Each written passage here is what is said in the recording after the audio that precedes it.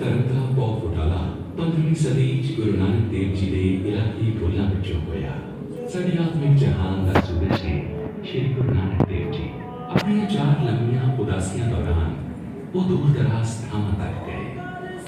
ਵੱਖ-ਵੱਖ ਧਰਮਾਂ ਦੇ ਪੈਰੋਕਾਰਾਂ ਨਾਲ ਸੰਵਾਦ ਰਚਾਇਆ ਤੇ ਸਭਨਾਂ ਨੂੰ ਕਾਇਨਾਤ, ਕੁਦਰਤ ਤੇ ਮਾਨਵਤਾ ਦੀ ਏਕਤਾ ਦਾ ਸੰਦੇਸ਼ ਦਿੱਤਾ, ਜੋ ਕਿ ਸਾਰੀ ਇਨਸਾਨੀਅਤ ਲਈ, ਸਾਰੇ ਧਰਮਾਂ, ਜਾਤਾਂ ਤੇ ਵਰਨਾਂ ਲਈ ਸਾਂਝਾ ਹੈ।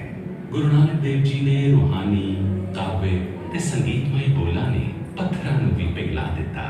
ਮਹਾਕਵੀ ਪੂਰਨ ਸਿੰਘ ਦੇ ਲਫ਼ਜ਼ਾਂ ਵਿੱਚ ਮਿੱਟੀ ਦਾ ਜ਼ਰਰਾ ਜ਼ਰਰਾ ਕੰਬਿਆ ਪਿਆਰ ਵਿੱਚ, ਉਸੇ ਇਲਾਹੀ ਸੁਰ ਵਿੱਚ ਦਰਿਆ ਪਏ ਵਗਦੇ। ਗੁਰੂ ਨਾਨਕ ਦੇਵ ਜੀ ਗਾਉਂਦੇ ਪੈਗੰਬਰ ਸਨ। ਉਹਨਾਂ ਨੇ ਆਪਣੀ ਪਾਵਨ ਬਾਣੀ ਵਿੱਚ ਆਪਣੇ ਆਪ ਨੂੰ ਸ਼ਾਇਰ ਕਿਹਾ ਹੈ ਤੇ ਆਪਣੇ ਪਾਵਨ ਹੱਥਾਂ ਨਾਲ ਆਪ ਆਪਣੇ ਸ਼ਬਦ ਅੰਕਿਤ ਕੀਤੇ ਨੇ। ਉਹਨਾਂ ਦਾ ਸੰਗੀਤਕਾਰ ਸੰਗੀ ਮੁਸਲਮਾਨ ਰਬਾਬੀ ਭਾਈ ਮਰਦਾਨਾ ਲੰਮੀਆਂ ਯਾਤਰਾਵਾਂ ਵਿੱਚ ਉਹਨਾਂ ਦੇ ਨਾਲ ਰਿਹਾ।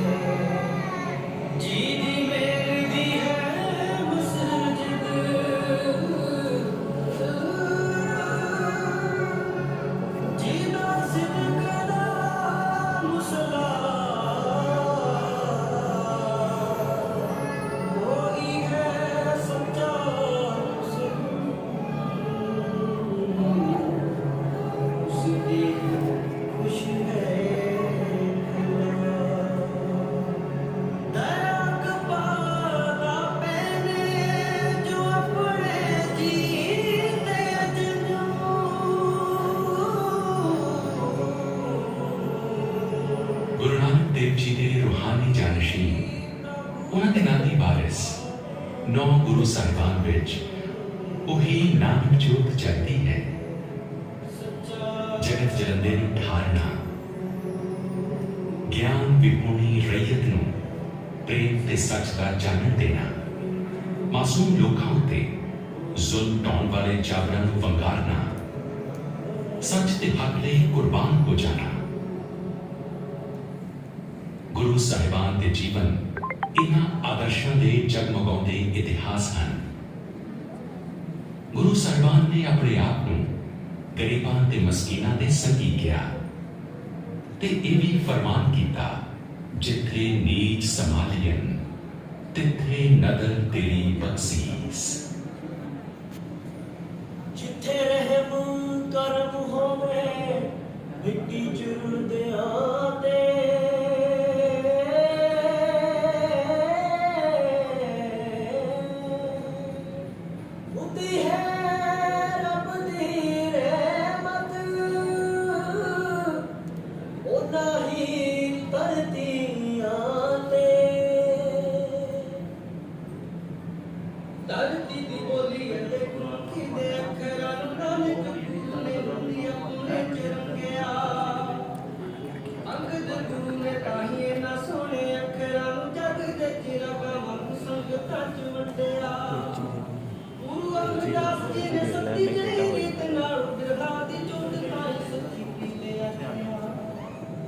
रामदास जग जो वसाया गुरु रामदास बड़ी मेरे नाल विनोद कच गया।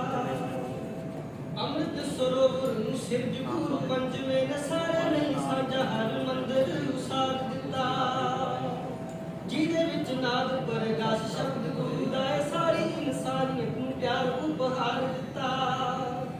ਤਪਦੀ ਤਵੀ ਤੇ ਬੈਠੇ ਸੀ ਸੂਤ ਤੇ ਤੱਤੀ ਰਹਿੰਦਾ ਹੋਠਾਂ ਉੱਤੇ ਮਿੱਠੀ ਬਾਣੀ ਨੈਣਾ ਵਿੱਚ ਜੋਤ ਸੀ ਤੇਰਾ ਬਹਾਨਾ ਮਿੱਠਾ ਕਹਿ ਕੇ ਸਹਿ ਲਿਆ ਤਸੀਹਿਆਂ ਨੂੰ ਸੀਨੇ ਵਿੱਚ ਉਹਦੇ ਰੱਬੀ ਸਾਧਨਾ ਦਾ ਸੋਟ ਸੀ ਗੁਰੂ ਹਰਗੋਬਿੰਦ ਜੀ ਨੇ ਸਿਰਜਿਆ ਅਕਾਲ ਤਖਤ ਮੇਰੀ ਜਿੱਥੇ ਪੀਰੀ ਕੋਲੋਂ ਸੇਧ ਦਵੇ ਸੱਚ ਦੀ ਲੈ ਕੇ ਲੋ ਅਕਾਲ ਕੋਲੋਂ ਕਰਮ ਕਰੇ ਕਾਲ ਵਿੱਚ ਸੱਚ ਵਾਲੀ ਲਾਟ ਕਦੇ ਲੱਟ ਲੱਟ ਮੱਚਦੀ ਬੂਟਿਆਂ ਤੇ ਡਾਲੀਆਂ ਨੂੰ ਫੁੱਲਾਂ ਤੇ ਪੱਤਿਆਂ ਨੂੰ ਤੇਰਾ ਪ੍ਰੇਮ ਕਰਦੇ ਸੀ ਗੁਰੂ ਹਰਿ ਚੋਲੇ ਦੀਆਂ ਕੰਨੀਆਂ ਨੂੰ ਸਾਂਭ ਸਾਂਭ ਚੱਲਦੇ ਸੀ ਮੱਤਾ ਕੋਈ ਪੰਖੜੀ ਜਾਂ ਕਲੀ ਟੁੱਟ ਜਾਏਗੀ ਬਾਦਸ਼ਾਹ ਦੀ ਖੁਸ਼ੀ ਲਈ ਪੁੱਤਰ ਨੇ ਬਦਲ ਦਿੱਤਾ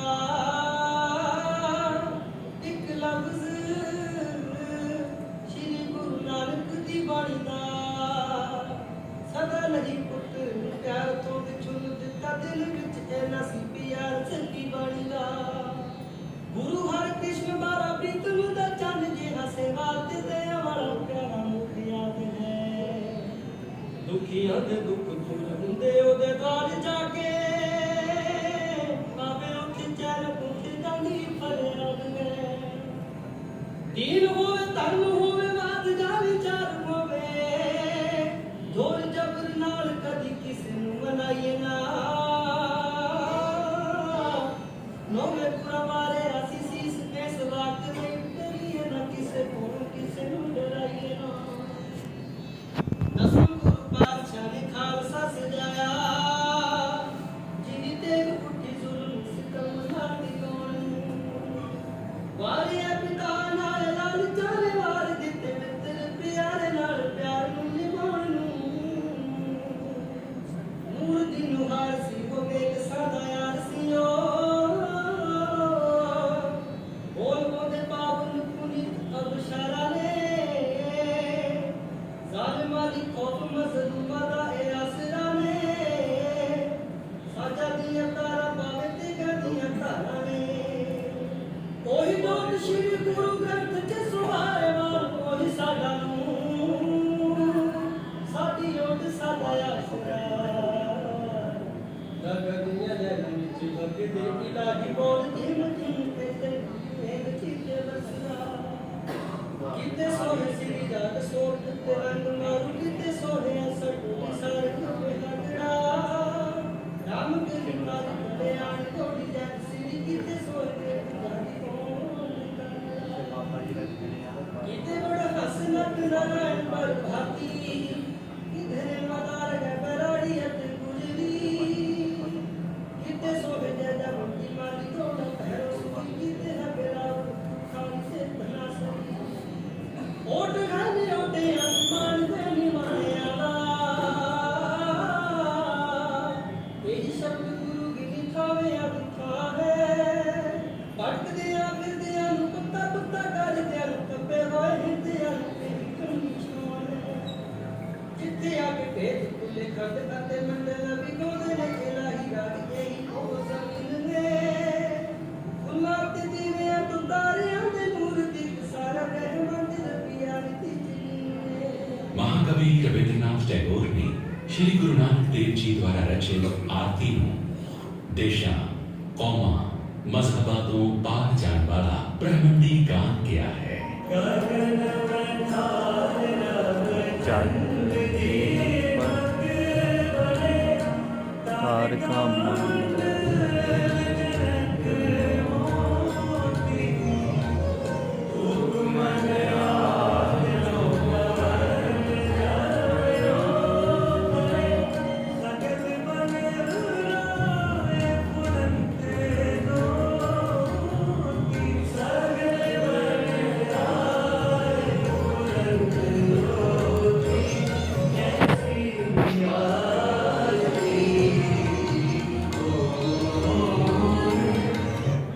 दरवाजे के सेटिंग का भी जाना जी सामने दरवाजे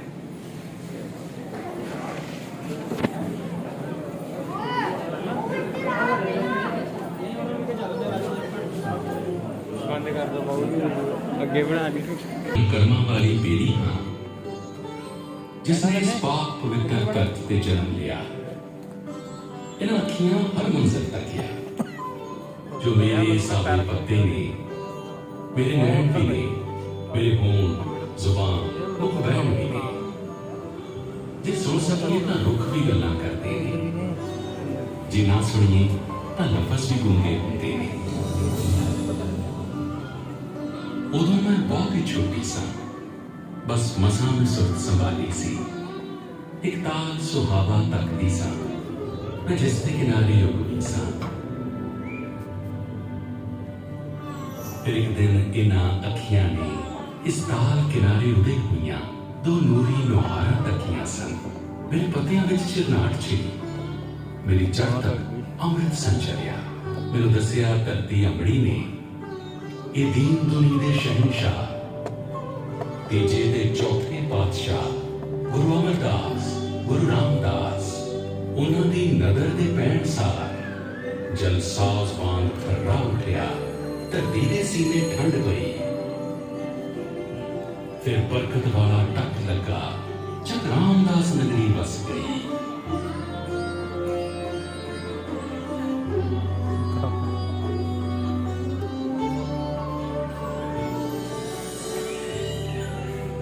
फिर गुरु पिता दी नगरी नूं गुरु अर्जन इउं सत्कारिया सी, जिउं सुपना उगमे नैना चों जल विच हरिमंदिर उसारिया सी। धरती बैकुंठ उतारिया सी, ते मियां मीर फकीर कोलों संगे बुनियाद रखाया सी। बाबा बुढ़ा जी दे सीस उत्ते मैं सावियां पक्खियां चलियां सन, जिन्हां दी नजर सानी अंदर हरिमंदिर साहब उसारिया सी। एक पाक पुनीत पैगाम है जो सारी दुनिया दे नाम है, जो भी धरती ते आए हां असीं एक ही नूर ते जाए हां। ना जात पात दा रख रखाव, ना मजहब धर्म दा भेदभाव, सब फर्क वित करे भुले सन। चौकुंटां वल चौं वर्णां लई चारे दरवाजे खुले सन। फिर वो दिन चढ़िया जिसका दृश्य मैं उच्ची हो तकिया सी। बाबा बुढ़ा जी दे सीस उत्ते जो नूर जहान दा टिकिया सी। गुरु अर्जन पंचम पातशाह उस उपर चल चुनौते सन। उन्हां दे पिछे पिछे ही श्री आद ग्रंथ दे लिखनहार भाई गुरदास जी आउंदे सन। जब आद ग्रंथ का प्रथम दिवस हरमंदर विच प्रकाश होया, कुछ होर हुई धरती सादी, कुछ नीला होर आकाश होया। जब रात पई तां इउं लगिया तारे चुकाए देखण लई, इस दर ते मत्था टेकण लई।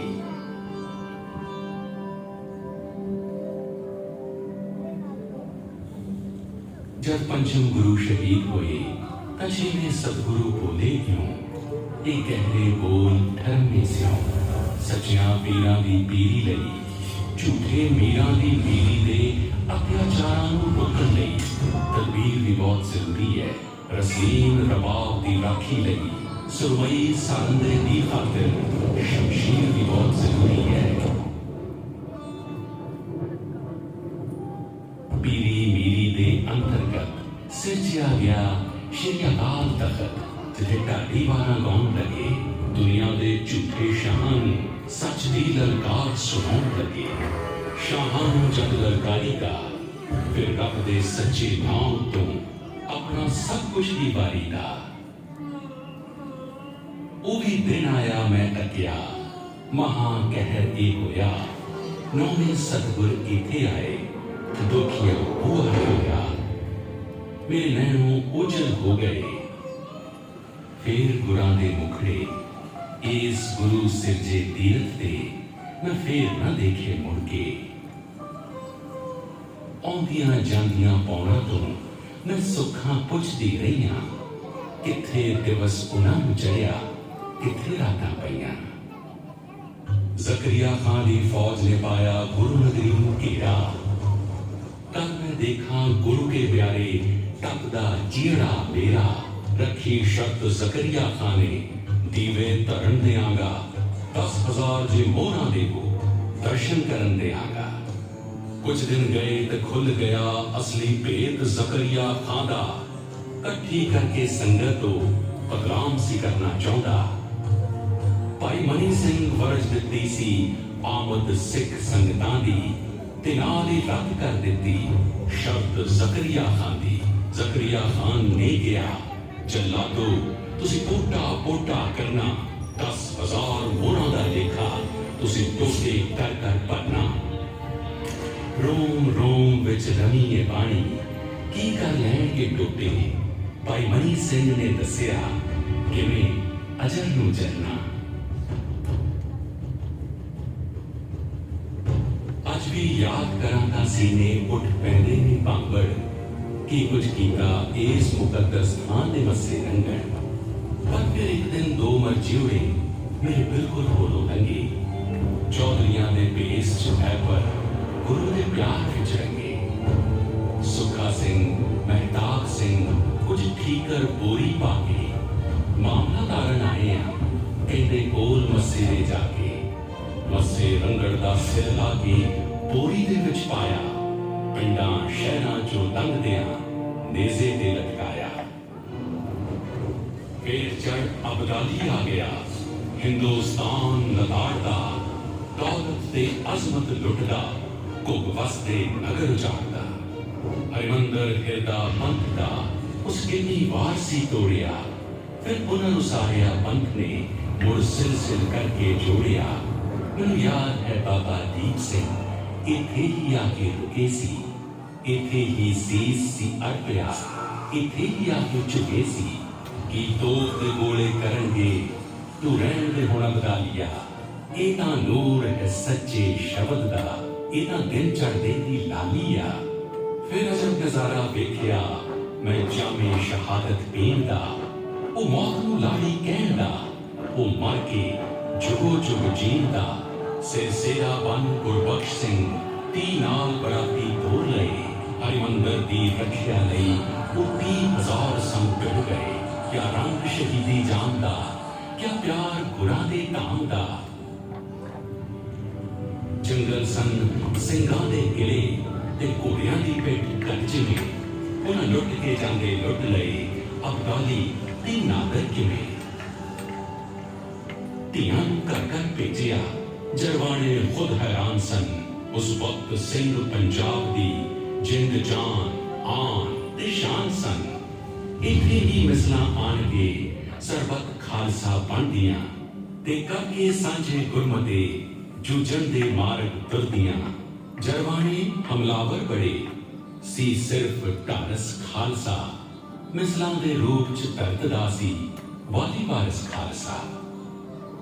ਉਦੋਂ ਜੂਝਿਆ ਏਦਾਂ ਖਾਲਸਾ, ਇਉਂ ਸ਼ਕਤੀਸ਼ਾਲੀ ਹੋਏ ਸਿੰਘ। ਇਸ ਧਰਤੀ ਦਾ ਪੁੱਤ ਬਣ ਗਿਆ ਮਹਾਰਾਜਾ ਰਣਜੀਤ ਸਿੰਘ।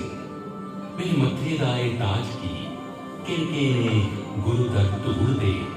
ਮੇਰੇ ਸੀਸ ਅਸੀਸ ਹੈ ਇਹਨਾਂ ਦੀ, ਤੇਰੇ ਅਰਸ਼ ਤੇ ਚੱਡੇ ਝੂੜ ਦੇ। ਏਸੀ ਸੁਪਨਾ ਮੇਰੀ ਨਿਗਾਹ ਦਾ, ਏਸੀ ਰੂਪ ਮੇਰੀ ਉਮੰਗ ਦਾ। ਕਦੇ ਦੇਖਾਂ ਮੈਂ ਨੀਲੇ ਨੀਰ ਵਿੱਚ ਤੇਰਾ ਧਾਮ ਸੁਨਹਿਰੀ ਰੰਗ ਦਾ। ਸਿੱਖ ਰਾਜ ਦੀ ਪੈ ਗਈ ਸ਼ਾਨ ਜਦ ਆਇਆ ਪੈਰ ਗੋਰੀ ਸਰਕਾਰ ਦਾ। ਜੋ ਤਾਜ ਗਿਆ ਸੋ ਤਾਂ ਗਿਆ, ਹੁਣ ਤੌਖਲਾਏ ਦਸਤਾਰ ਦਾ। ਪਰ ਹੁਣ ਨਵੀਂ ਹਵਾ ਇੱਕ ਰੁੰਗੀ, ਨਗਰ ਨਗਰ ਤੇ ਸ਼ਹਿਰ ਸ਼ਹਿਰ ਗੁਰਧਾਮਾਂ ਵਿੱਚ ਸੱਚੀ ਸਿੱਖੀ ਦੇ ਮੌਲਣ ਦੀ ਨਵੀਂ ਲਹਿਰ। ਸ਼੍ਰੀ ਰਕਾਬਗੰਜ ਦੀ ਵਲਗਣ ਗੋਰੇ ਨੇ ਜੋ ਢਾ ਦਿੱਤੀ ਸੀ, ਸਿੱਖ ਸੰਗਤ ਦਿੱਲੀ ਵੱਲ ਤੁਰ ਪਈ, ਗੋਰੇ ਕੰਧ ਬਣਾ ਦਿੱਤੀ ਸੀ। ਸਿਆਲਕੋਟ ਵਿੱਚ ਬੇਰ ਬਾਬੇ ਦੀ ਸਿੰਘ ਪਹੁੰਚੇ ਰੋਹ ਦੇ ਨਾਲ। ਉੱਠ ਆਪ ਮਹੰਤਾਂ ਸੌਂਪਦੀ ਸੰਗਤ ਹੱਥ ਸੇਵਾ ਸੰਭਾਲ। ਨੀਚਾ ਹੂੰ ਅਤ ਨੀਚ ਆਖ ਕੇ ਨਾਨਕ ਜਿਨ੍ਹਾਂ ਦਾ ਹੋਇਆ ਸੀ, ਨਾਨਕ ਦਰੋਂ ਮਹੰਤਾਂ ਉਹਨਾਂ ਨੂੰ ਦੁਰਕਾਰਿਆ ਹੋਇਆ ਸੀ। ਗੁਰੂ ਨਾਨਕ ਦੇ ਸੱਚੇ ਸਿੰਘਾਂ ਇੱਕ ਦਿਨ ਉਹਨਾਂ ਨੂੰ ਨਾਲ ਲਿਆ, ਰਲ ਕੇ ਦੇਗ ਚੜਾਈ, ਕੀਤਾ ਅਰਦਾਸਾ ਤੇ ਵਾਕ ਲਿਆ। ਤੁਰ ਗਏ ਉੱਠ ਮਹੰਤ, ਉਹਨਾਂ ਦੇ ਹੱਥੋਂ ਨਾ ਪ੍ਰਸ਼ਾਦ ਲਿਆ। ਸ਼੍ਰੀ ਅਕਾਲ ਤਖਤ ਤੇ ਸੰਗਤਾਂ ਹੁਮ ਹੁਮਾ ਕੇ ਜੁੜੀਆਂ, ਗੁਰੂ ਘਰਾਂ ਦੇ ਇੰਤਜ਼ਾਮ ਲਈ ਨਵ ਤਦਬੀਰਾਂ ਕੱਢੀਆਂ। ਬੀਤ ਗਿਆ ਇੱਕ ਦੌਰ, ਅਤੀਤ ਦੀ ਸੱਪ ਜਿਉਂ ਗਈ ਲਪੇਟੀ। 175 ਮੈਂਬਰਾਂ ਦੀ ਇੱਕ ਸੰਮਤੀ ਹੋਂਦ ਚਾਈ, ਜਿਸ ਦਾ ਨਾਮ ਰੱਖਿਆ ਗਿਆ ਸ਼੍ਰੋਮਣੀ ਗੁਰਦੁਆਰਾ ਪ੍ਰਬੰਧਕ ਕਮੇਟੀ। ਹੁਣ ਸੁਧਾਰ ਤੇ ਇੰਤਜ਼ਾਮ ਦੀ ਇਸ ਕਮਾਨ ਸੰਭਾਲੀ, ਕਿਆ ਸਾਕੇ ਤੇ ਕੁਰਬਾਨੀਆਂ ਹੋਣੇ ਬਾਕੀ ਹਾਲੀ। ਤੁਰਿਆ ਜਥਾ ਇਥੋਂ ਪੁੱਜਾ ਤਰਨਤਾਰਨ, ਮੱਥਾ ਟੇਕਿਆ ਧਾਮ ਦੇ ਸਰਦਲਾਂ ਤੇ, ਟਿਕੀ ਰਾਤ ਮਹੰਤਾਂ ਦੇ ਕੁੰਡੀਆਂ ਨੇ, ਫਾਦਰ ਖੋਲ ਦਿੱਤੇ ਸੁੱਖੀਆਂ ਸੰਗਤਾਂ ਤੇ। ਵਾਸੂ ਕੋਟ ਵਾਲਾ ਹਾਕਮ ਸਿੰਘ ਸੂਰਾ, ਹਜ਼ੂਰਾ ਸਿੰਘ ਦੂਜਾ ਅਲਾਦੀਨਪੁਰ ਦਾ, ਇਸ ਲਹਿਰ ਦੇ ਪਹਿਲੇ ਸ਼ਹੀਦ ਹੋਏ, ਸਾਕਾ ਅੱਗੇ ਸ਼ਹਾਦਤ ਦਾ ਹੋਰ ਤੁਰਦਾ। ਉਹ ਜੋ ਥਾਂ ਹੈ ਡਿਉੜੀ ਦੇ ਪਾਸ ਬਿਲਕੁਲ, ਉਥੋਂ ਜਥਾ ਨਨਕਾਣੇ ਨੂੰ ਚੱਲਿਆ ਸੀ। ਜਨਮ ਧਾਮ ਜਿਹੜਾ ਪ੍ਰਥਮ ਪਾਤਸ਼ਾਹ ਦਾ ਨਿਰੰਜਨ ਦਾਸ ਮਹੰਤ ਨੇ ਮੱਲਿਆ ਸੀ। ਫਿਰ ਸੋਆਂ ਹੀ ਸੁਣੀਆਂ ਸੀ ਪੌਣ ਕੋਲੋਂ, ਕਿਹੜਾ ਦੁੱਖ ਜੋ ਹੱਸ ਕੇ ਝੱਲਿਆ ਨਹੀਂ। ਉਹ ਜਲ ਹੋਣ ਤੱਕ ਦੇਖਦੀ ਰਹੀ ਜਾਂਦੇ, ਮੁੜ ਕੇ ਮੁਖ ਤਾਂ ਉਹਨਾਂ ਦਾ ਦੇਖਿਆ ਨਹੀਂ। ਹੋਇਆ ਮੋਰਚਾ ਸ਼ੁਰੂ ਫਿਰ ਚਾਬੀਆਂ ਦਾ, ਗੋਰੇ ਸ਼ਾਹੀ ਨੇ ਐਵੇਂ ਕਦ ਹੱਕ ਦਿੱਤਾ। ਸਿੱਖ ਕੌਮ ਦਾ ਬੇਤਾਜ ਬਾਦਸ਼ਾਹ ਜੋ ਖੜਕ ਸਿੰਘ ਵੀ ਜੇਲ੍ਹ ਵਿੱਚ ਡੱਕ ਦਿੱਤਾ। ਜੇਲਾਂ ਮੁੱਕ ਗਈਆਂ, ਜਥੇ ਨਹੀਂ ਮੁੱਕੇ, ਆਖਿਰ ਗੋਰੀ ਸਰਕਾਰ ਵੀ ਜਿੱਤ ਹੋਈ। ਭੇਜੀ ਤਾਰੇ ਮਹਾਤਮਾ ਗਾਂਧੀ ਨੇ, ਸਾਡੀ ਜੰਗ ਅੰਦਰ ਪਹਿਲੀ ਜਿੱਤ ਹੋਈ। ਲੰਗਰ ਵਾਸਤੇ ਲੱਕੜ ਕੱਟਦੇ ਸਨ ਸਿੰਘ ਆਪਣੇ ਗੁਰੂ ਦੇ ਬਾਗ ਲਾ ਕੇ ਚੋਰੀ ਦਾ ਐਵੇਂ ਇਲਜ਼ਾਮ ਝੂਠਾ, ਗੋਰੇ ਪੁਲਸੀਏ ਪਕੜ ਲੈ ਗਏ ਆ ਕੇ। ਕਾਲੇ ਬੜੇ ਸਨ ਬੋਤੇ ਬੰਦਿਆਂ ਦੇ, ਸੱਚੇ ਨਾਮ ਬਾਜੋਂ ਇਹ ਕੁਝ ਬੋਲਦੇ ਨਹੀਂ। ਸਹਿ ਕੇ ਚੋਟ ਤੇ ਚੋਟ ਨਾ ਸੀ ਕਰਦੇ, ਵੇਖਣ ਵਾਲੇ ਤਾਂ ਡੁੱਲਣ, ਇਹ ਡੁੱਲਦੇ ਨਹੀਂ। ਚੁੱਕਣਾ ਪਿਆ ਫਰੰਗੀ ਨੂੰ ਅੰਤ ਲੋਕੋ, ਕੋਈ ਹੋਰ ਬਹਾਨਾ ਨਾ ਉਜਰ ਬਚਿਆ। ਉਧਰ ਲਾਈਨਾਂ ਤੇ ਡੇਟ ਕੇ ਰੋਕ ਗੱਡੀ, ਪੰਜਾ ਸਾਹਿਬ ਵਿੱਚ ਨਵਾਂ ਇਤਿਹਾਸ ਰਚਿਆ। ਬੜੇ ਗੰਢ ਨਨਕਾਣੇ ਦੇ ਮੋਰਚੇ ਦੀ, ਜਥਾ ਚੱਲਿਆ ਸੀ ਸ਼੍ਰੀ ਅਕਾਲ ਤਖਤ ਤੋਂ। 30,000 ਸੰਗਤ ਇੱਥੇ ਜੁੜੀ ਹੋਈ, 500 ਸਿੰਘਾਂ ਦਾ ਜਥਾ ਤੁਰਨ ਲੱਗਾ।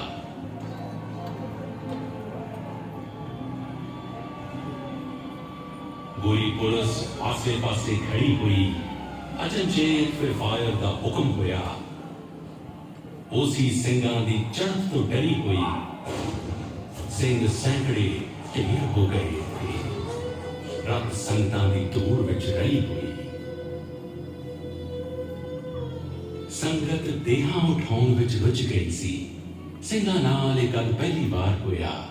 ਇੰਨੀ ਦੇਰ ਵਿੱਚ ਜੈਤੋਂ ਵੱਲ ਜਾਣ ਦੇ ਲਈ ਜਥਾ ਸਿੰਘਾਂ ਦਾ ਅਗਲਾ ਤਿਆਰ ਹੋਇਆ। ਇਸ ਵਿੱਚ ਉਸ ਮਾਂ ਦਾ ਛੋਟਾ ਪੁੱਤ ਵੀ ਸੀ। ਵੱਡਾ ਪੁੱਤ ਜਿਸ ਦਾ ਹੁਣੇ ਤੁਰ ਗਿਆ ਸੀ, ਤੈਨੂੰ ਕਿਸ ਨੇ ਪੁੱਤਰਾ ਲਗੋ ਲਵਾਂ ਮੈਂ, ਤੂੰ ਵੀ ਉਸੇ ਸਤਿਗੁਰ ਦਾ ਬਖਸ਼ਿਆ ਸੀ। ਪਰਖ ਕਸੌਟੀਆਂ ਹਾਰ ਗਈਆਂ, ਉਹਦੇ ਪਲੜੇ ਨੂੰ ਉੱਠਣਾ ਹੀ ਪਿਆ। ਆਖਿਰ ਪੱਕਿਆਂ ਕਾਗਜ਼ਾਂ ਤੇ ਐਕਟ ਗਿਆ ਲਿਖਿਆ, ਗੋਰੇ ਸ਼ਾਹੀ ਨੂੰ ਝੁਕਣਾ ਹੀ ਪਿਆ। ਆਖਿਰ ਵਾਰ ਅਜ਼ਮਾਉਣ ਸਿਰਕ ਸਾਡਾ, ਸਾਨੂੰ ਪਰਖਿਆ ਕਿੰਨੇ ਦੁਖੀਆਂ ਨੇ। ਲਾਕਾਂ ਚਲਦੀਆਂ ਨੇ ਕਿ ਪੁੱਜ ਗਈਆਂ, ਸੀਨੇ ਵਿੰਨ ਕੇ ਦੇਖਿਆ ਗੋਲੀਆਂ ਨੇ। ਸਦਾ ਜਗਣਗੇ ਦੀਪ ਚਿਰਾਗ ਅੱਖਰ, ਸਦਾ ਸਲਾਮਤ ਹੈ ਰੋਸ਼ਨਾਈ। ਮਰਨਹਾਰ ਭੂਪਤ ਦਿਵਸ ਚਾਹਦੇ ਨੇ, ਜੁਗ ਜੁਗ ਰਹੇ ਅਟਲ ਸੱਚੀ ਬਾਦਸ਼ਾਹੀ।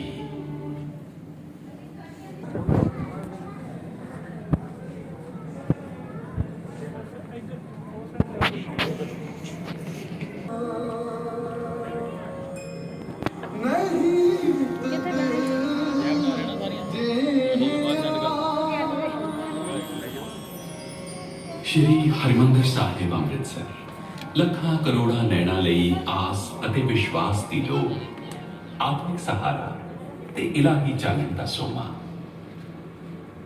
ਕਾਇਨਾਤ ਵਾਂਗ ਇੱਥੇ ਵੀ ਰਾਤ ਦਿਨ ਦੇ ਅੱਠੇ ਪਹਿਰ ਇੱਕ ਪਾਵਨ ਮਰਿਆਦਾ ਵਿੱਚ ਸੁਰਬੱਧ ਹਨ। ਹਰ ਰੋਜ਼ ਰਾਤ ਦੇ ਤੀਜੇ ਪਹਿਰ ਅੰਮ੍ਰਿਤ ਵੇਲੇ ਰੁੱਤ ਅਨੁਸਾਰ 2:15 ਜਾਂ 3 ਵਜੇ ਦਰਸ਼ਨੀ ਡਿਉੜੀ ਦੇ ਕਿਵਾੜ ਖੁੱਲਣ ਤੋਂ ਪਹਿਲਾਂ ਹੀ ਦਰਸ਼ਨ ਪਿਆਸੀਆਂ ਸੰਗਤਾਂ ਬੰਦ ਕਿਵਾੜਾਂ ਅੱਗੇ ਆ ਜੁੜਦੀਆਂ ਹਨ। ਸੁਖਮਨੀ ਸਾਹਿਬ ਦਾ ਪਾਠ ਸੰਪੰਨ ਹੁੰਦਾ ਹੈ ਤਾਂ ਦਰਸ਼ਨ ਦੀਜੇ ਖੋਲ ਕੇ ਵਾਰ ਦੀ ਬਿਲਕੁਲ ਧੁਨੀ ਸੰਗਤਾਂ ਦੇ ਮੁਖ ਤੋਂ ਗੂੰਜਣ ਲੱਗਦੀ ਹੈ।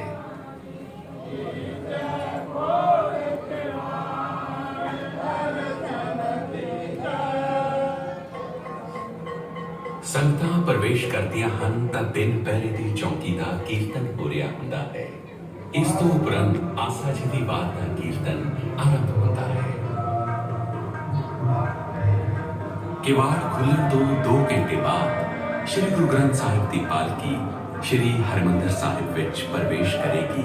ਕੋਠਾ ਸਾਹਿਬ ਵਿੱਚ ਪਾਵਨ ਬੀੜ ਦੀ ਤਿਆਰੀ ਹੋ ਰਹੀ ਹੈ। ਸੰਗਤਾਂ ਦੇ ਹਿਰਦੇ ਮਹਾਰਾਜ ਦੀ ਸਵਾਰੀ ਦੇ ਦੀਦਾਰ ਕਰਨ ਲਈ ਬੇਬਲ ਹਨ। ਨੈਣ ਮਹਿੰਜੇ ਤਰਸਦੇ ਕਦ ਪਸੀ ਦੀਦਾਰ ਵਾਲਾ ਮਾਹੌਲ ਹੈ ਤੇ ਫਿਰ ਉਹ ਵਡਭਾਗਾ ਪਾ ਲਾਉਂਦਾ ਹੈ। ਨਗਾਰੇ ਦੀ ਝੋਟ ਵੱਜਦੀ ਹੈ। ਗ੍ਰੰਥੀ ਸਾਹਿਬ ਮੱਥਾ ਟੇਕ ਕੇ ਕੋਠਾ ਸਾਹਿਬ ਵਿੱਚ ਪ੍ਰਵੇਸ਼ ਕਰਦੇ ਹਨ। ਅਰਦਾਸ ਕਰਨ ਤੋਂ ਬਾਅਦ ਪਾਵਨ ਬੀੜ ਉਹਨਾਂ ਦੇ ਸਿਰ ਉੱਤੇ ਟਿਕਾਈ ਜਾਂਦੀ ਹੈ। ਸ਼੍ਰੀ ਗੁਰੂ ਗ੍ਰੰਥ ਸਾਹਿਬ ਦੇ ਪਿੱਛੇ ਪਿੱਛੇ ਧੀਮੀ ਤੋਰੇ ਸੰਗਤ ਹਰਿਮੰਦਰ ਸਾਹਿਬ ਵੱਲ ਤੁਰਦੀ ਹੈ। ਕੋਠਾ ਸਾਹਿਬ ਤੋਂ ਅਕਾਲ ਤਖਤ ਸਾਹਿਬ ਆ ਕੇ ਪਾਵਨ ਬੀੜ ਨੂੰ ਪਾਲਕੀ ਵਿੱਚ ਸੁਸ਼ੋਭਿਤ ਕੀਤਾ ਜਾਂਦਾ ਹੈ। ਫੁੱਲਾਂ ਦੇ ਸੇਰੇ ਸਜਾਏ ਜਾਂਦੇ ਹਨ।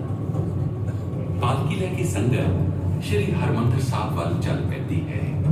ਵਾਰੀ-ਵਾਰੀ ਪਾਲਕੀ ਹੇਠ ਮੋਢਾ ਦੇ ਕੇ ਸੰਗਤ ਵਿੱਚ ਸ਼ਾਮਲ ਲੋਕ ਆਪਣੇ ਆਪ ਨੂੰ ਵਡਭਾਗਾ ਸਮਝਦੇ ਹਨ।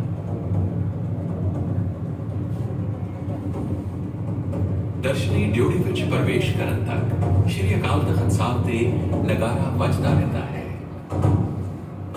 ਨਗਾਰੇ ਦੀ ਧੁਨ ਬੰਦ ਹੁੰਦੇ ਸਾਰੀ ਆਸਾ ਜੀ ਦੀ ਵਾਰ ਦਾ ਕੀਰਤਨ ਸੁਣਾਈ ਦੇਣ ਲੱਗ ਪੈਂਦਾ ਹੈ। ਪਾਲਕੀ ਸ਼੍ਰੀ ਹਰਿਮੰਦਰ ਸਾਹਿਬ ਦੇ ਦੁਆਰ ਤੇ ਆ ਜਾਂਦੀ ਹੈ। ਉਸ ਨੂੰ ਸਤਿਕਾਰ ਨਾਲ ਅੰਦਰ ਲਿਜਾਇਆ ਜਾਂਦਾ ਹੈ। ਇਸ ਦੌਰਾਨ ਆਸਾ ਜੀ ਦੀ ਵਾਰ ਦਾ ਕੀਰਤਨ ਕੁਝ ਸਮੇਂ ਲਈ ਰੁਕ ਜਾਂਦਾ ਹੈ। ਸੰਗਤ ਸਤਿਕਾਰ ਵਿੱਚ ਖੜੀ ਹੋ ਜਾਂਦੀ ਹੈ ਤੇ ਇਕੱਠਿਆਂ ਸਤਨਾਮ ਵਾਹਿਗੁਰੂ ਦੀ ਧੁਨੀ ਦਾ ਜਾਪ ਕਰਦੀ ਹੈ।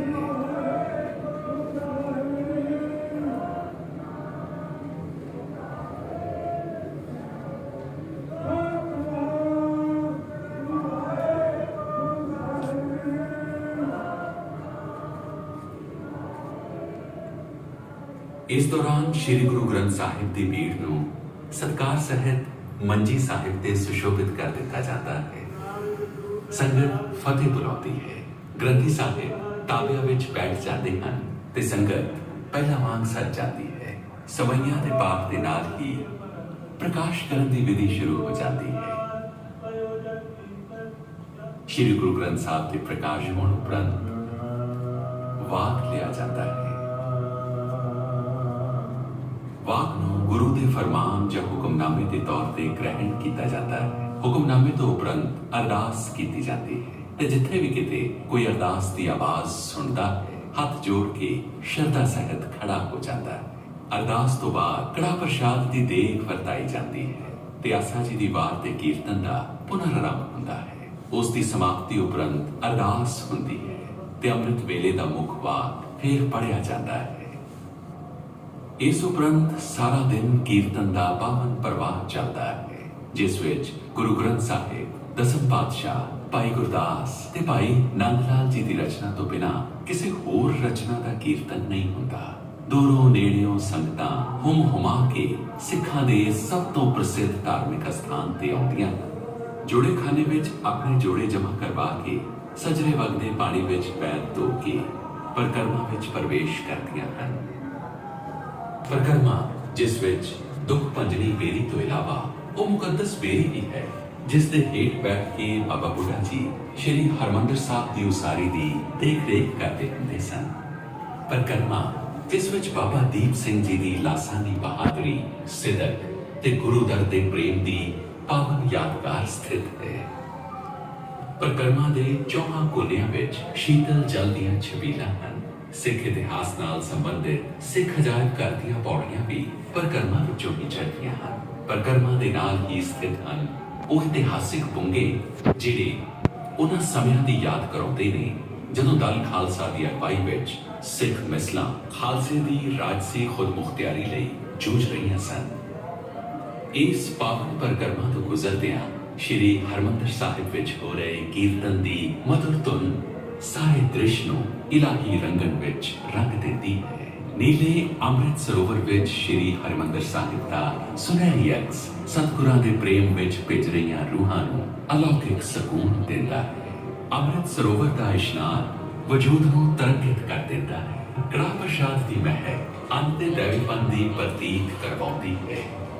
दर्शनी ड्योढ़ी विच दाखिल हो के श्री हरमंदर साहिब दे पावन धरां ते मत्था टेकण दे पल विस्माद ते प्रेम विच रंगे हुंदे हन। श्री हरमंदर साहिब दी नितनेमी मर्यादा तो इलावा गुरु साहिबान नाल संबंधित गुरपुरब ते कुछ होर इतिहासिक दिहाड़े बहुत श्रद्धा ते उमा नाल मनाए जाते हन। गुरु नानक देव जी, गुरु रामदास जी, गुरु तेग बहादुर जी ते गुरु ग्रंथ साहिब जी दे प्रकाश उत्सव ते गुरु हरगोबिंद जी दे गुरगद्दी दिवस दे मौके ते श्री हरमंदर साहिब विखे जलौह सजाए जाते हैं, जिन्हां विच तोशाखाने तो लियांदियां कीमती वस्तुआं दे दर्शन करवाए जाते हैं। हर रोज गुरु दा अटुट लंगर वरतदा है। सब जातां धर्मां इलाकियां दे लोग एक कतार विच बैठ के प्रशादा छकते हैं। संगतां लंगर की सेवा करके अपने आप को वडभागी समझदियां हन।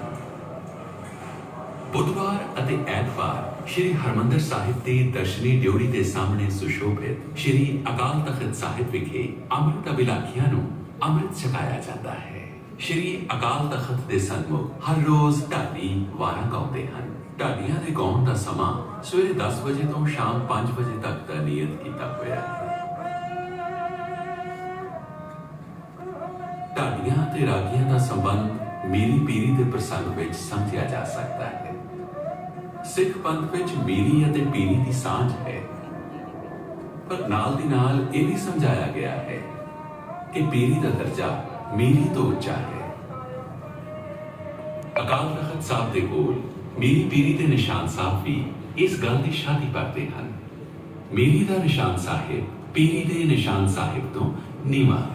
श्री हरमंदर साहिब की परिक्रमा विचों ही गुरुद्वारा मंजी साहिब दीवान हाल वल रस्ता जाता है, जिथे हर रोज दीवान सजदा है ते कीर्तन उपरंत श्री गुरु ग्रंथ साहिब के पावन हुक्मनामे की कथा की जाती है। इस दे कोल ही सिख गुरुद्वारियों का प्रबंध चलाउण वाली प्रमुख सिख संस्था श्रोमणी गुरुद्वारा प्रबंधक कमेटी श्री अमृतसर का दफ्तर है। दूर दराज तो आईयां संगतां दे निवास लई सरावां बणीआं होईयां हन। सिख इतिहास के खोजियां वास्ते सिख रेफरेंस लाइब्रेरी ते समूह संगत लई पब्लिक लाइब्रेरी भी इत्थे ही स्थित है। इस तो कुछ दूरी ते ही श्री बाबा अटल दा अस्थान सुशोभित है। इस धरती दा जर्रा जर्रा प्रेम कुर्बानी ते शरधा दे रंग विच रंगिया होया है। पावन शब्दां ते सुरां दीआं तरंगां निस्दिन तन मन नूं हरियावली करदियां हन। अमृत वेला सवेरा दोपहर ते फिर शाम हो जाती है। रहरा साहिब का पाठ हुंदा है, फिर आरती का कीर्तन। उस उपरंत अकाल तख्त साहिब विखे शस्त्रां दा जलौह दिखाया जाता है। आसमान ते तारे जग पैंदे हन। कीर्तन का प्रवाह निरंतर चलता रहता है। अरदास उपरंत श्री गुरु ग्रंथ साहिब की सवारी रुत अनुसार लगभग 10 या 11 बजे कोठा साहिब विखे लियाई जाती है। उसे अपार शरदा ते उमा नाल जिहड़ा उमा ते उत्साह अमृत वेले कोठा साहिब तो रवानगी वेले विद्यमान सी। दर्शनी ड्योढ़ी के दरवाजे बंद हो जाते हैं ते श्री हरमंदर साहिब की सफाई की सेवा शुरू हो जाती है। सफाई उपरंत जल ते दुध नाल फर्श नूं धोता जाता है, जिसनों इशनान सेवा किया जाता है। इशनान सेवा विच सिर्फ अमृतधारी ही शामिल हो सकते हैं। फिर दूजे दिन का अमृत वेला हुंदा है। दर्शनी ड्योढ़ी के किवाड़ खुलते हैं, संगतां प्रवेश करदियां हन। कीर्तन की पावन धुनी फिजा विच गूंजदी है। श्री हरमंदर साहिब विच श्री गुरु ग्रंथ साहिब का आगमन ते प्रकाश हुंदा है। हुक्मनामे की बख्शिश हुंदी है। सतगुरां दे प्यार दे परसे पावन श्री हरिमंदर दे दरां ते एक नवां दिन इलाही कीर्तन सेवा सांझी कालता सच दया ते प्रेम दे रंगा विच रंगे जाण लई सुभायमान हो जाता है।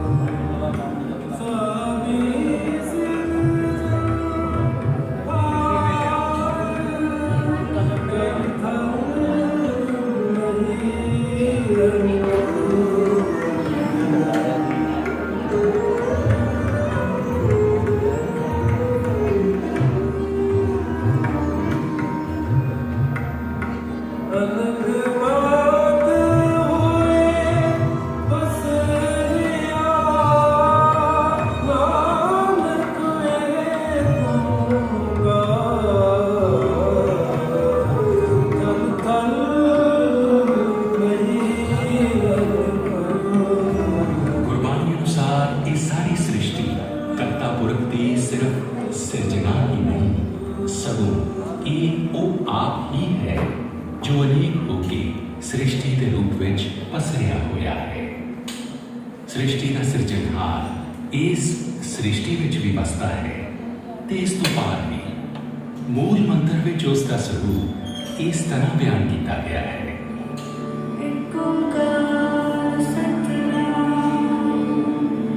करता पुरख निर्भय निर्वैर अकाल मूरत अजूनी सैभम गुर प्रसाद। वो एक है, उसका नाम सच है, वो निर्भय ते निर्भय है, उसका स्वरूप काल तो पार है। उसकी अपनी सिरजना अपने विचों ही हुई ते उसका अनुभव गुरु की कृपा द्वारा ही हो सकता है।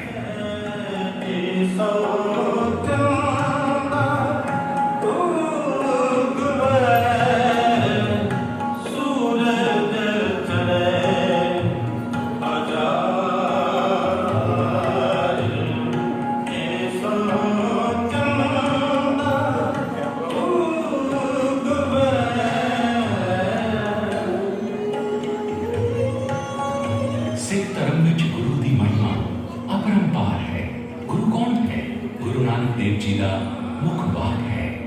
शब्द गुरु सुर्ख धुन चेला।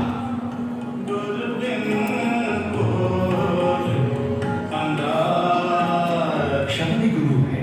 उसकी धुन सुर्ख में ग्रहण करने वाला ही उसका शिष्य बनने का अधिकारी है।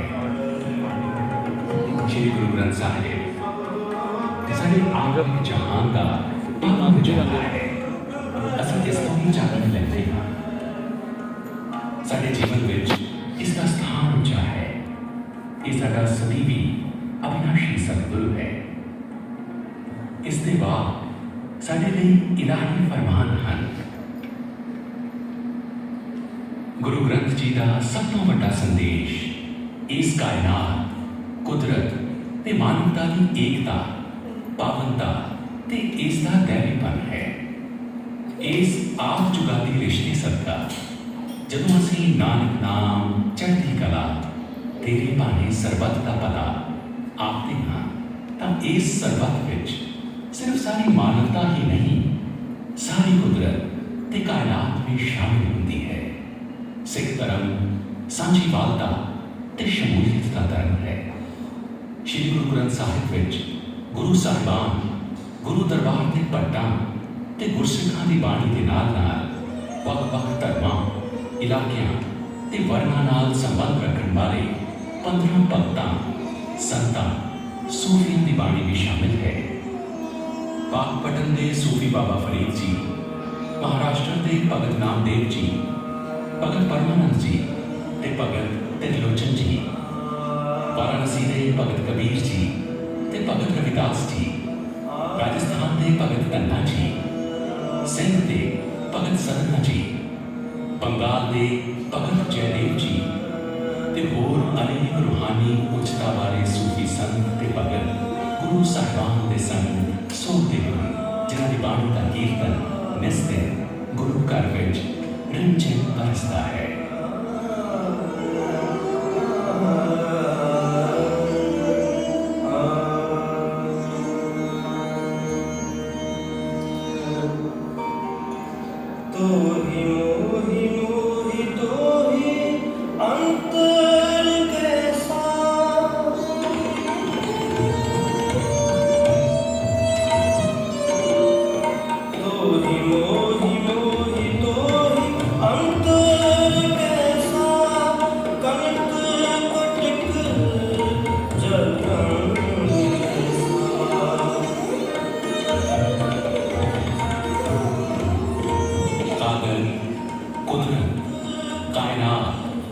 मानवता की एकता पंच सवंता ते दैवीपन प्यार करना इसके भले लिए शुभ कर्म करने हर पल इसके सिरजनहारे रहस्य दे बलिहार जाना उसकी अनंतता मेल ते हुक्म चेते रखना मानवता उत्ते जुल्म ढाउण वाले ते झूठी शान विखाउण वाले दुनियावी बादशाहां नूं थां सिर्फ ਅਕਾਲ ਪੁਰਖ ਦੀ ਸੱਚੀ ਪਾਤਸ਼ਾਹੀ ਵਿੱਚ ਯਕੀਨ ਕਰਨਾ, ਸੱਚੇ ਨਾਮ ਦੇ ਭੈ ਤੇ ਭਾਵ ਵਿੱਚ ਰਹਿਣਾ, ਨਾ ਕਿਸੇ ਤੋਂ ਡਰਨਾ, ਨਾ ਕਿਸੇ ਨੂੰ ਡਰਾਉਣਾ, ਦੀਨਾਂ ਦੁਖੀਆਂ ਦੀ ਰੱਖਿਆ ਕਰਨ ਲਈ ਜਾਨ ਤੱਕ ਕੁਰਬਾਨ ਕਰ ਦੇਣੀ, ਇਲਾਹੀ ਪ੍ਰੇਮ ਦੀ ਪਾਲਣਾ ਲਈ ਸਿਰ ਤਲੀ ਤੇ ਧਰ ਲੈਣਾ, ਇਹ ਮਾਨਵਤਾ ਲਈ ਗੁਰਬਾਣੀ ਦੇ ਪਾਵਨ ਸੁਨੇਹੇ ਹਨ। ਗੁਰੂ ਗੋਬਿੰਦ ਸਿੰਘ ਜੀ ਨੇ ਖਾਲਸਾ ਸਿਰਜ ਕੇ ਗੁਰਬਾਣੀ ਦੇ ਇਹਨਾਂ ਪਾਵਨ ਸੁਨੇਹਿਆਂ ਨੂੰ ਹੀ ਸਾਕਾਰ ਰੂਪ ਦਿੱਤਾ। ਕੇਸ ਕੁਦਰਤ ਨਾਲ ਪਿਆਰ ਨੂੰ ਰੂਪਮਾਨ ਕਰਦੇ ਹਨ ਤੇ ਕੰਘਾ ਕੁਦਰਤ ਨੂੰ ਸੰਭਾਲਣ ਤੇ ਸੰਭਾਲਣ ਦਾ ਪ੍ਰਤੀਕ ਹੈ। ਕਿਰਪਾਨ ਸ਼ਕਤੀ ਦੀ ਪ੍ਰਤੀਕ ਹੈ ਤੇ ਕੜਾ ਉਸ ਸ਼ਕਤੀ ਨੂੰ ਸੱਚ ਤੇ ਇਨਸਾਫ ਦੇ ਨਿਯੰਤਰਣ ਵਿੱਚ ਰੱਖਣ ਤੇ ਕਛਹਿਰਾ ਇਨਸਾਨੀ ਫਿਤਰਤ ਨੂੰ ਸਵੈ ਸੰਜਮ ਵਿੱਚ ਰੱਖਣ ਦਾ ਪ੍ਰਤੀਕ ਹੈ। ਕਵੀ ਪ੍ਰੋਫੈਸਰ ਪੂਰਨ ਸਿੰਘ ਦੇ ਲਫ਼ਜ਼ਾਂ ਵਿੱਚ ਇਹ ਮੇਰੇ ਗੁਰੂ ਪ੍ਰੀਤਮ ਦੀਆਂ ਬਖਸ਼ੀਆਂ ਗਈਆਂ ਪ੍ਰੇਮ ਨਿਸ਼ਾਨੀਆਂ ਹਨ। ਗੁਰੂ ਗ੍ਰੰਥ ਸਾਹਿਬ ਜੀ ਦੇ ਇਲਾਹੀ ਸੰਯੋਜਕ ਗੁਰੂ ਅਰਜਨ ਦੇਵ ਜੀ ਅਨੁਸਾਰ ਹਰੀ ਦਾ ਨਾਮ ਜਪਣਾ ਤੇ ਨਿਰਮਲ ਕਰਮ ਕਰਨੇ ਹੀ ਦੁਨੀਆ ਦਾ ਸਭ ਤੋਂ ਸ੍ਰੇਸ਼ਟ ਧਰਮ ਹੈ। ਗੁਰੂ ਨਾਨਕ ਦੇਵ ਜੀ ਦਾ ਪਾਵਨ ਕਥਨ ਹੈ, ਕਾਲ ਖਾਏ ਕਿਛ ਹੱਥੋਂ ਦੇ, ਨਾਨਕ ਰਾਹ ਪਛਾਣੇ ਸੇ। ਇਹਨਾਂ ਪਾਵਨ ਮੁੱਖ ਵਾਕਾਂ ਵਿੱਚੋਂ ਹੀ ਸਿੱਖ ਚੇਤਿਆਂ ਵਿੱਚ ਵਸੀ ਸੁਨਹਿਰੀ ਸਿੱਖਿਆ, ਨਾਮ ਜਪੋ, ਕਿਰਤ ਕਰੋ, ਵੰਡ ਛਕੋ ਉਤਪੰਨ ਹੁੰਦੀ ਹੈ।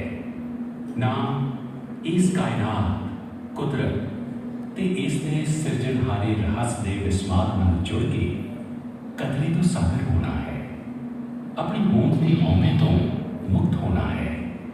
ਕਿਰਤ ਕਰਨੀ, ਜ਼ਿੰਦਗੀ ਦੀ ਕਾਰਜਸ਼ਾਲਾ ਵਿੱਚ ਆਪਣਾ ਰੋਲ ਅਦਾ ਕਰਕੇ ਇਸ ਵਿੱਚ ਯੋਗਦਾਨ ਪਾਉਣਾ ਹੈ। ਵੰਡ ਛਕਣਾ, ਲੋੜਵੰਦਾਂ ਦੀ ਮਦਦ ਕਰਨਾ ਤੇ ਜ਼ਿੰਦਗੀ ਵਿੱਚ ਕਾਣੀ ਵੰਡ ਨੂੰ ਖਤਮ ਕਰਨ ਦੇ ਆਦਰਸ਼ ਨੂੰ ਯਾਦ ਰੱਖਣਾ ਹੈ।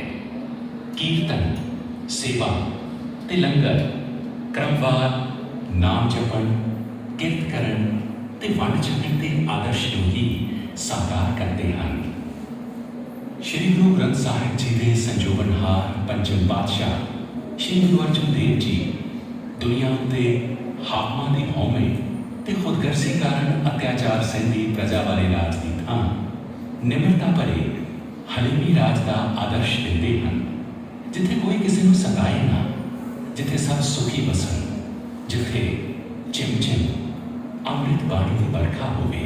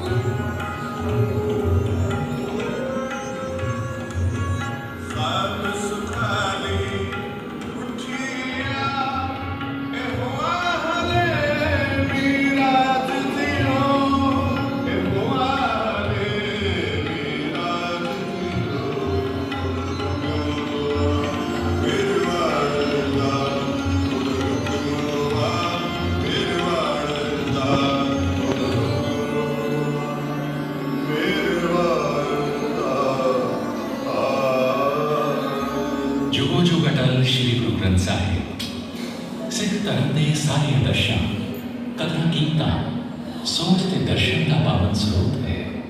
ਗੁਰੂ ਦਾ ਦਰ ਸ਼੍ਰੀ ਗੁਰੂ ਗ੍ਰੰਥ ਸਾਹਿਬ ਜੀ ਦੀ ਪਾਵਨ ਮੌਜੂਦਗੀ ਦਾ ਸਥਾਨ ਹੈ। ਗੁਰਬਾਣੀ ਗੁਰੂ ਦੀ ਅਵਿਨਾਸ਼ੀ ਹੋਂਦ ਹੈ। ਗੁਰਬਾਣੀ ਵਿੱਚ ਗੁਰੂ ਆਪਣੇ ਸਿੱਖਾਂ ਨਾਲ ਗੱਲਾਂ ਕਰਦਾ ਹੈ, ਉਹਨਾਂ ਉੱਤੇ ਆਪਣੀ ਮਿਹਰ ਬਰਸਾਉਂਦਾ ਹੈ, ਉਹਨਾਂ ਨੂੰ ਪਿਆਰ, ਚਾਨਣ ਤੇ ਸਹਾਰਾ ਦਿੰਦਾ ਹੈ। ਗੁਰਦੁਆਰੇ ਵਿੱਚ ਇਕੱਤਰ ਹੋਈ ਸੰਗਤ ਵੀ ਗੁਰੂ ਦੀ ਬਾਣੀ ਨੂੰ ਸਰਵਣ ਕਰਦਿਆਂ ਗੁਰੂ ਰੂਪ ਹੋ ਜਾਂਦੀ